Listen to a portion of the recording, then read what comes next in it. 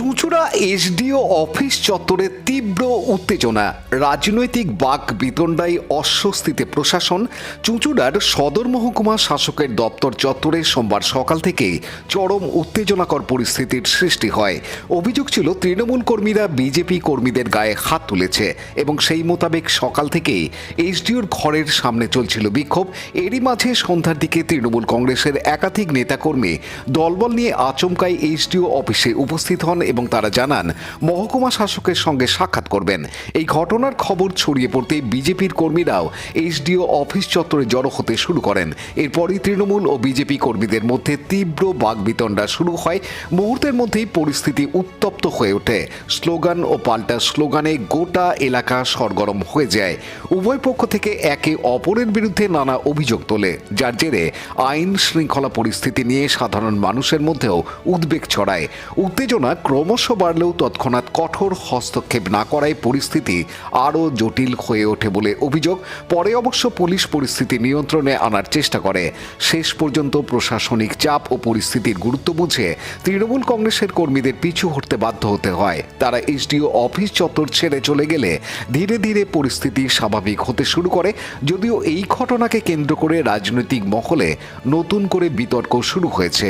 বিরোধী শিবিরের অভিযোগ, প্রশাসনের ওপর চাপ সৃষ্টি করতেই পরিকল্পিতভাবে এই কর্মসূচি নেওয়া হয়েছিল। অন্যদিকে তৃণমূল কংগ্রেসের পক্ষ থেকে দাবি করা হয়েছে তারা সম্পূর্ণভাবে গণতান্ত্রিক অধিকার প্রয়োগ করে প্রশাসনের দ্বারস্থ হয়েছিল। ঘটনার রেশ কাটেনি। এখনও এলাকায় রাজনৈতিক উত্তেজনা বজায় রয়েছে এবং গোটা পরিস্থিতির ওপর কড়া নজর রাখছে প্রশাসন। ব্যুরো রিপোর্ট, আমার বাংলা নিউজ।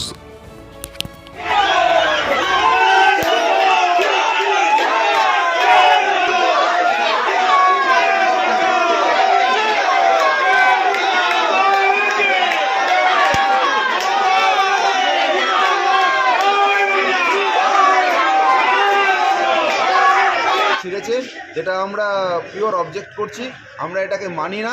আমাদের মহিলা কার্যকর্তাকে যেভাবে হেনস্থা করা হয়েছে, আমাদের কার্যকর্তাকে যেভাবে হেনস্থা করা হয়েছে, এসডিও অফিসের সামনে যেভাবে আমাদের কার্যকর্তাকে হেনস্থা করা হয়েছে, তার আমরা বিরোধিতা করছি। আর আমরা ইমিডিয়েটলি এই বিধায়কের এবং তার গুন্ডা বাহিনীর অ্যারেস্ট চাই, যারা এই কোর্ট প্রেমিসেস এই কাজটা করলো। আর যতক্ষণ না পর্যন্ত এর বিধি হবে, ততক্ষণ পর্যন্ত আমাদের কার্যকর্তারা এর সিদ্ধান্ত নেবে যে আগামী দিনে কি আন্দোলন করতে চলেছে। এসডিও কি বললেন? এসডিও বলেছেন, আমরা এসডিওর সঙ্গে আলোচনায় খুশি হইনি। আমরা বলেছি 48 ঘন্টার মধ্যে যদি ব্যবস্থা না হয় তাহলে আমরা বৃহত্তর আন্দোলনে যাব। যেভাবে আমাদের মহিলা কার্যকর্তা এবং আমাদের কার্যকর্তাদেরকে মারা হয়েছে, যেভাবে ফর্ম 7 ছেড়া হয়েছে, আমাদের গণতান্ত্রিক প্রক্রিয়াকে ব্যাহত করা হয়েছে, তার বিরুদ্ধে আমরা এই মুহূর্তে ওনার রিকোয়েস্টে, ওনার চেয়ারের রিকোয়েস্টকে আমরা এখন এই সময় আমরা যাচ্ছি। কিন্তু উইদিন 48 আওয়ার্স পরে 48 আওয়ার যদি উনি ব্যবস্থা না নিয়েছেন, অ্যাডমিনিস্ট্রেশন যদি ব্যবস্থা না নিয়েছেন, তার জন্য যা যা করতে হয় আমরা সব রকম ব্যবস্থা করব। যেটাই অসিত মজুমদার যে ওরা অভিযোগ করছে যে বিজেপি অসিত মজুমদার ফর্ম ছেড়ে দিয়েছে এবং বিজেপিকে মারধর করা হয়েছে। আপনারা যেতেই উত্তপ্ত হয়ে গেল এবং ওরা অভিযোগ করছে, কি বলবেন? দেখুন, ব্যাপারটা হচ্ছে কে ফর্ম ছিঁড়ে দিয়েছে, উনি তার নামে বলছে, সে সম্পর্কে আমাদের নিজস্ব জ্ঞান নেই। আমরা নিজের চোখে দেখিনি, নিজের কানে শুনি উনি কিছু ব্যাপারটা। ওনারা বলছেন, আমরা এই ব্যাপারটা সম্পর্কে আমাদের কারোরই ধ্যান ধারণা নেই। আমরা উনি কী করেছেন না আমরা জানি না ব্যাপারটা সম্পর্কে। আমরা এসেছিলাম একটা এসডিও অফিস, একটা মাননীয় এসডিও সদর মহকুমা শাসক, তার ঘরে যেরকমভাবে অন্যায়ভাবে ধর্নায় বসেছে, আমরা ওনাদেরকে অনুরোধ করলাম। ওনাদের অভিসন্ধি হচ্ছে যে কোনো উপায়ে ঝামেলা লাগানো। আমরা প্রশাসন থেকে আমরা তো নিজে লড়াইটা নিজের হাতে নিতে পারি না। আমরা তাই জন্য আমাদের দলগতভাবে সবাই সিদ্ধান্ত নিয়ে আমরা নিচে নেমে গেলাম। এসডিওর সঙ্গে কথা হলো? হ্যাঁ, এসডিও সাহেবের সঙ্গে কথা হলো। আমাদের একটাই অনুরোধ ছিল এসডিও সাহেবের কাছে, যাতে যে লিগালি সমস্ত কিছু মেনটেন হয়। উনি আমাদের আশ্বাস দিয়েছে সমস্ত লিগালি মেনটেন হবে। আমাদের সঙ্গে TRS town electoral roll supervisor ঝন্টুদাও গেছিলো। ঝন্টুদা খুব অভিজ্ঞ এই ব্যাপারে, আমাদেরকে আশ্বাস দিয়েছে যে যাদের নাম ফর্ম 6 কিংবা ফর্ম 7 জমা পড়েছে তাদেরকে বিনা শুনানিতে কোনোভাবে তাদের নাম বাদ যাবে। বিজেপি দাবি করছে যে যার যে ফর্ম দিতে এসেছিল 7, সেটা বেশিরভাগটাই মৃত এবং কিছু ইয়েও আছে, বাংলাদেশিও আছে।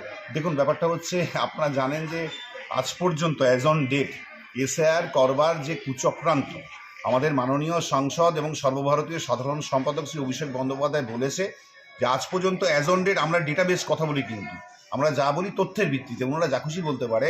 আজ পর্যন্ত এসআর এর ভিত্তিতে একজন কোনো রোহিঙ্গা পাওয়া যায়নি, একজন বাংলাদেশি পাওয়া যায়নি, আর পাওয়া যাবেও না। সুতরাং ওদের যে মানে রোহিঙ্গা এবং বাংলাদেশি খোঁজার নামে বাংলাকে, সমগ্র বাংলাকে চক্রান্ত করে হয়রানি করার, এটাই হচ্ছে অভিসন্ধি, এটাই হচ্ছে দৃষ্টান্ত। আমরা নির্মলা চক্রবর্তী, আমরা তৃণমূল কংগ্রেস পরিবার।